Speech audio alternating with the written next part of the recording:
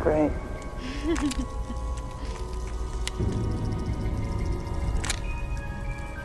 MJ, let's go. Wait. Thanks.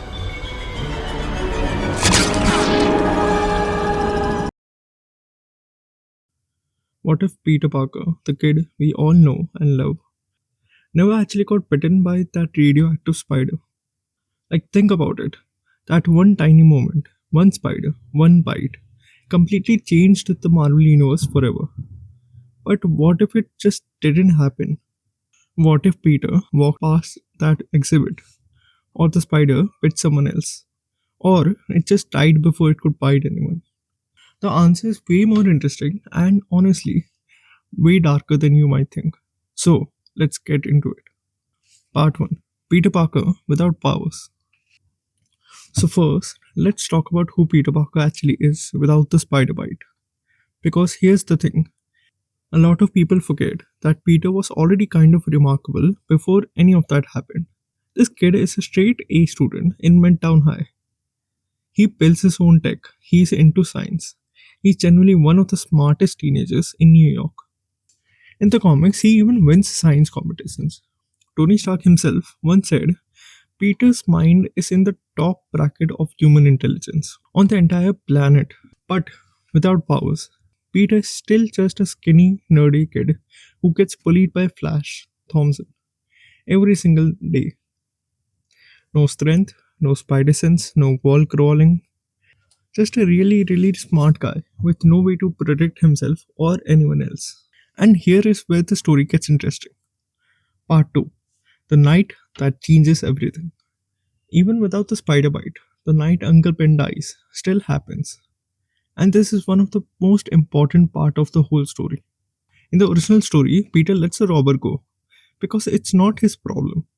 And that same robber ends up killing Uncle Ben. The lesson is obvious. With great power comes great responsibility. But in this version, Peter has no power at all. So when that robber ran past him, there is literally nothing he could have done. He's just a kid. He can't stop him. And Uncle Ben still dies. Now imagine the guilt Peter carries from that. Not the guilt of letting someone go when he could have stopped them, but the guilt of being completely helpless, of watching something terrible happen and not being able to do anything about it. That kind of helplessness either breaks a person or it drives them to do something about it. And Peter Parker? This guy does not break. And Peter Parker? This guy doesn't break. Part 3, Peter becomes something different. So here's what changes. Peter, completely devastated by Uncle Ben's death, throws himself even harder into his work. Science, engineering, tech. Remember, this is a kid who built his own web shooters, even in the MCU. Even with powers, he was already an engineering genius. Without power, that energy goes somewhere else entirely. He starts designing, he starts building. Not because he wants to be a hero, but because he never wants to feel helpless again. Think about it. Peter Parker, with his intelligence, his motivation, and his trauma, without superpowers, starts looking a lot less like Spider Man and a lot more like certain genius billionaire we know from the MCU. Or even darker, think Batman, a person who uses intellect, gadgets, and pure determination to fight crime because they lost someone they loved and couldn't do anything about it. Peter Parker, without powers, could genuinely become one of the most dangerous non powered humans in the Marvel Universe. Part 4, What happens to the villains? Okay, now here is where things get wild. Because a lot of Spider Man's villains, their entire origin stories are tied directly to Peter Parker. Take the Green Goblin, for example. Norman Osborn becomes obsessed with Spider Man. He targets Peter specifically. He discovers his identity. He kills Gwen Stacy to hurt Peter. Without Spider Man existing, Norman Osborn is still a dangerous man, but his obsession has no target. Doctor Otto Octavius still has his accident with the mechanical arm. He still goes crazy. But without Spider Man to fight, who does he become?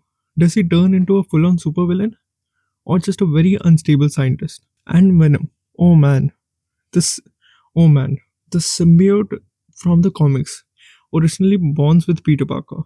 Without Peter, it finds a different host. Could still be Eddie Brock, but could also be someone way worse. Imagine the symbiote bonding with someone with no moral compass at all. The scary truth is, without Spider Man, New York City is way more dangerous. The scary truth is, without Spider Man, New York City is way more dangerous.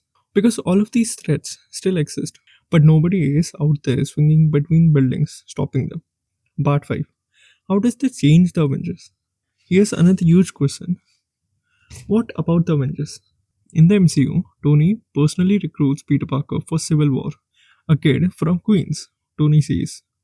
He shows up and webs up the Falcon and fights Captain America. That whole moment is so iconic. Without Peter Parker as Spider Man, Tony either finds someone else or he goes into Civil War with one less person on his side, which honestly could change the outcome of that entire fight. And Infinity War. Remember when Spider-Man showed up in New York City, or when he helps on Titan against Thanos?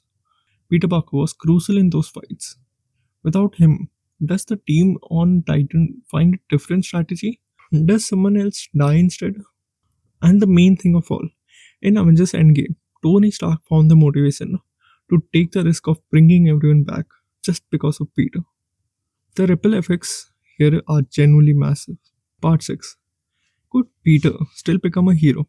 Okay, so the biggest question of all, without the spider bite, could Peter Parker still find a way to become a hero? And honestly, I think yes. Here's why. Peter Parker's power were never really what made him Spider Man. It was always his heart, his sense of responsibility, his refusal to give up, even when everything is going wrong. In the comics, there's actually a version of Peter Parker who loses his power multiple times and still finds a way to keep going because that is just who he is at his core. So maybe Peter, without powers, eventually gets onto Tony Stark's radar because of his tech.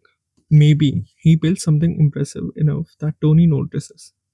Maybe he gets recruited into SHIELD. Maybe he becomes the next Iron Man after Tony's death. Or maybe Peter just becomes a genius inventor who works behind the scenes. Not a superhero at all, just a brilliant person who makes the tools that heroes use. The man behind the mask instead of the man wearing it.